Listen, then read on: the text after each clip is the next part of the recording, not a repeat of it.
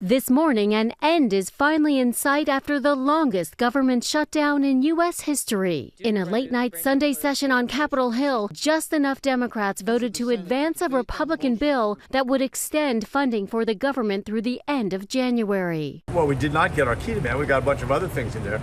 These 8 senators breaking with their party to vote for the compromise, which does not include Democrats' key demand to extend Obamacare subsidies and prevent premiums from skyrocketing, the very demand that led to the government shutdown in the first place. Instead, Republicans are only promising a future vote on health care sometime next month. ABC's Rachel Scott questioned senators after the vote. So how do you explain, though, to your constituents why it was worth it to put up this fight for so long when in the end you did not get your key demand? Because it wasn't working. How long would it take to not get a response, to say it isn't working? In other words, it's been 6 weeks.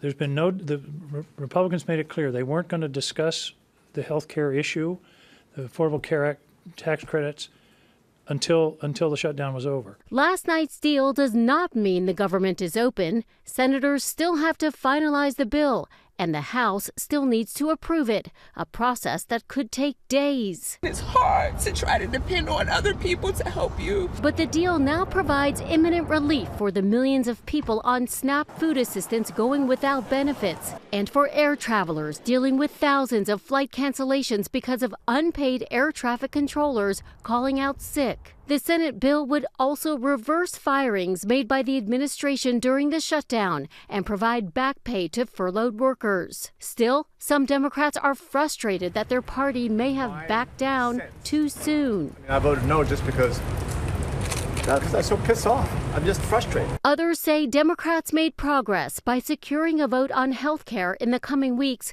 to put Republicans on the record. Former Democratic Senator Heidi Heitkamp says compromise won the day after a grueling 40-day shutdown that also put pressure on the White House. And the president was unwilling to engage in negotiation at all. So I think that they demonstrated that his unwillingness to engage in negotiation, to actually have a conversation about health care, have a conversation about food security, tells the public what they need to know, that this is not someone who's on their side.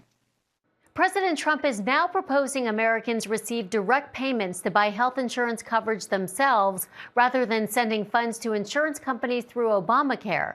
Critics worry that could allow insurance companies to once again deny coverage to people with pre-existing conditions.